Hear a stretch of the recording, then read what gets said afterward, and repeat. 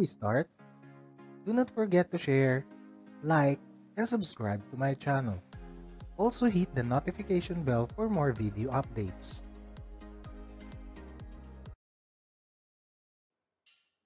Good day everyone! Today, we will going to discuss about the arts and crafts of Mindanao.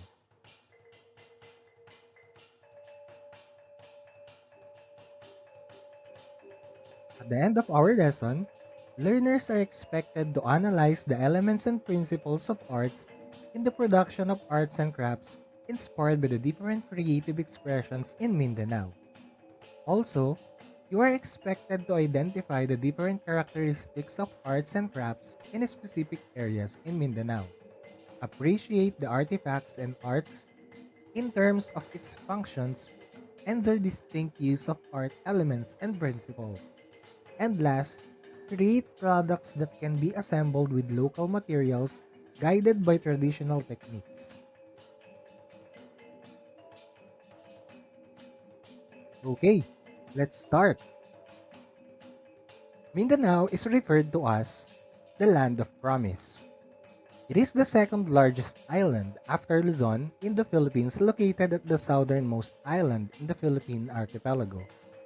It produced a unique Filipino artistic tradition as a result of animism and Islamic religion fused together.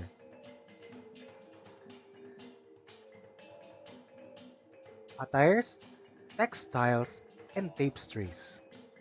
In this lesson, you will better understand how lines, shapes, forms, value, color, texture, and space give more meaning and significance to an artwork. This will help you understand the processes in art and its impact to you as an individual. You will also learn how animism and Islamic religion fuse together and produce a uniquely Filipino artistic tradition. You are invited to explore the arts of people of Mindanao. Traditional clothing of the Bilaan. The Bilaan is an ethno-linguistic group that inhabits some parts of South Cotabato, North Cotabato, and Davao del Sur. Bilaan is a combination of two words, Bila, that means house, and An, that means people. They are known for embroidery, brass ornaments, and beadwork that are integrated in their traditional clothing.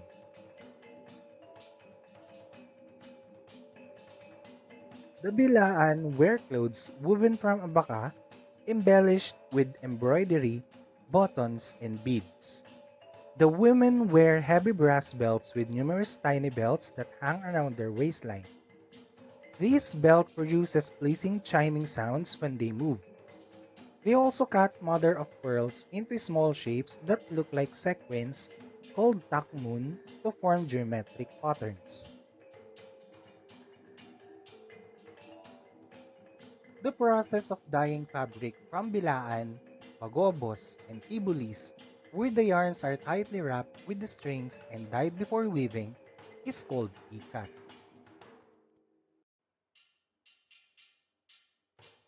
Bilaan textiles usually contains three colors: shades of black or brown, red or darker shades of orange, ecru or color of undyed abaka.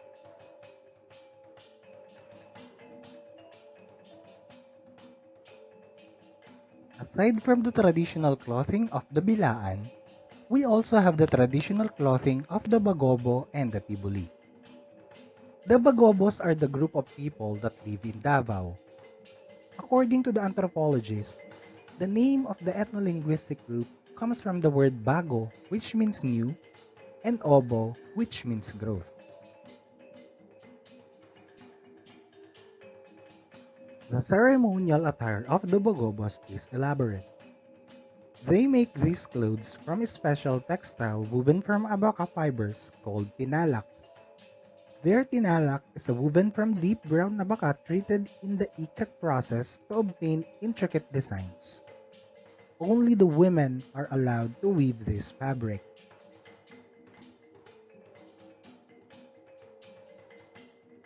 Men wear tinalak shorts, undershirt, and tinalak coat. Women wear wrap-around tinalak skirts and blouses.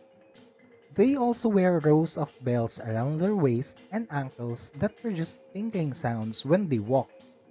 The common colors are red, brown, and black. Tibuli or Tagabili to lowlanders are an animist ethnic group inhabiting highland areas in southwestern Mindanao. The Tibuli who live in and around Lake Cebu, South Cotabato, are famous for their complicated beadwork, wonderful woven fabrics, and beautiful brass ornaments.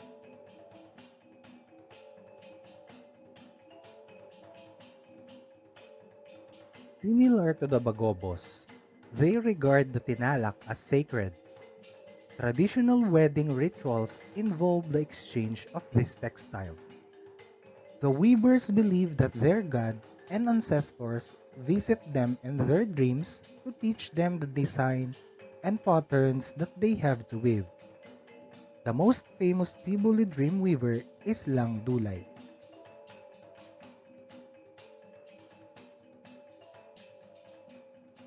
Next is the traditional clothing of Maranao. Maranao means people of the lake, referring to the people who occupy the land surrounding Lake Lanao.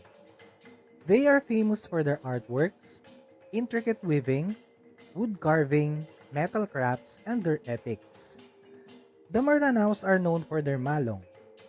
The malong is a traditional Filipino chubby skirt that is made of hand-woven or machine-made multicolored cotton cloth bearing a variety of geometric or floral designs. It can be used in many ways. Women wear it as a skirt, a dress, a blouse, or a gown, depending on how it is folded. It can also be used as a hammock, a basket, sleeping bag, a bathrobe, or a baby carriage.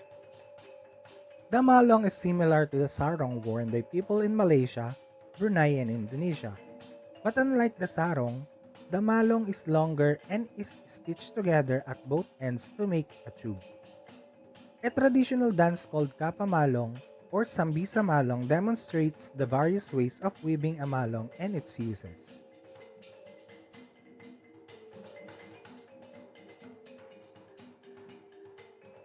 Traditional clothing of the Yakans. Basilan is the home to the Yakans.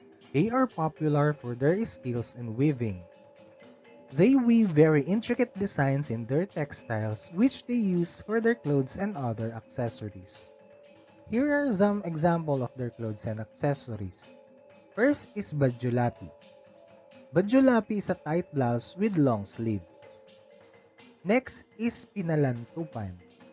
It is a type of skirt that is layered over trousers. Then, we have Sawal.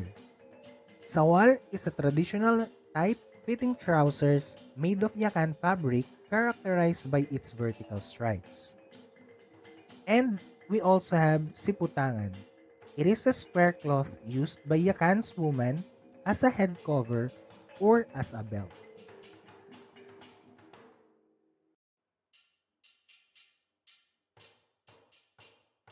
So these are the traditional clothing from the different ethno-linguistic groups of Mindanao, Kambilaan, Bagobo, Tibuli, Maranao, and Yakan.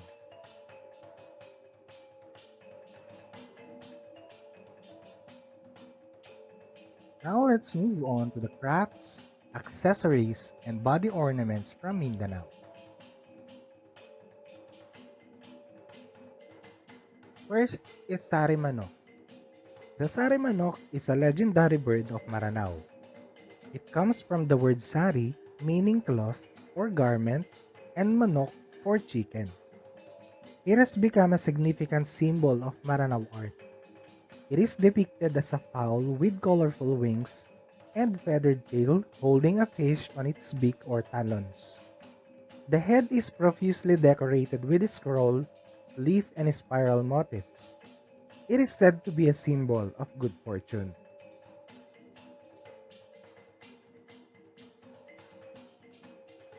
Next is okir. Okir refers to the traditional and unique carving and prominent to any design among the Moro ethno-linguistic communities. The name comes from an old Malayan word which means carved or ukit in Filipino. It refers to as okir in Maranao while okil in Magindanaon. A new pattern now known as the okir motif has evolved from the Indian stylized bird-like and Naga themes and the Islamic tradition of using flowing flowers, vines, and geometric patterns as well as local artisan styles.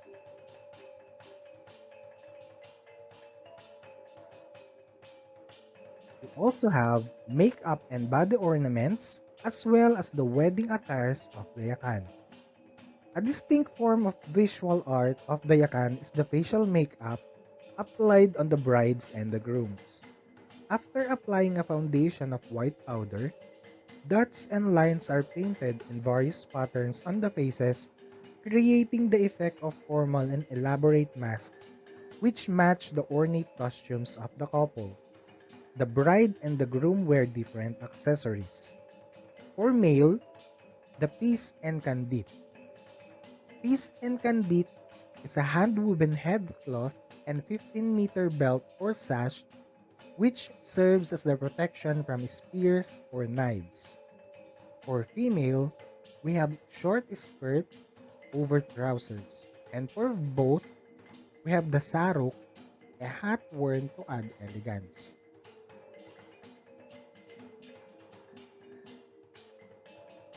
We also have two different ornaments used by the Yakans, the manik tegiyas and manik sembulan. Manik tegiyas is a necklace or bracelet of beads from dried fruit seeds to protect them from illness, while manik sembulan is a necklace or bracelet made of bamboo stems cut into short pieces, and it serves as additional protection.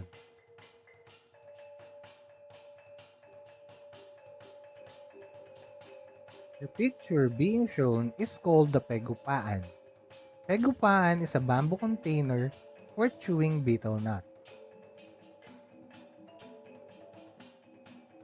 And last is the lutuan, or a small bronze box with engraving carried at the waist. Okay, now let's move on to the Tiboli accessories. First is called the hilot. Hilot is a heavy brass belt worn by women during festivals. The Tiboli nobility wear it with bracelets and anklets, furnished with ball bearings that make a sound as the wearer walks. The bells that are hung form the distinctive brass or beaded belt signal the approach of a woman.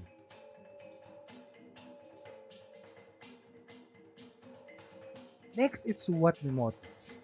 It is a wooden comb with a colored glass beads hanging from it, worn towards the back of the head.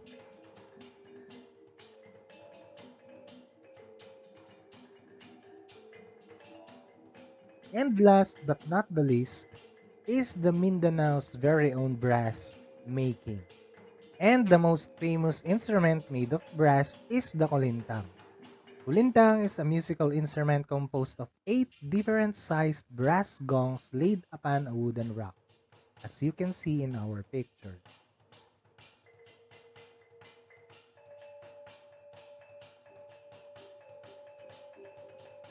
I guess that's the end of our lesson this day. Now it's your time to share what you have learned in our lesson. We have here 2 different questions. First, what arts and crafts of Mindanao you like best and why? And the second one is, what would be your ways to value and preserve arts and crafts of Mindanao? Just comment your answer, include your section in our comment box below.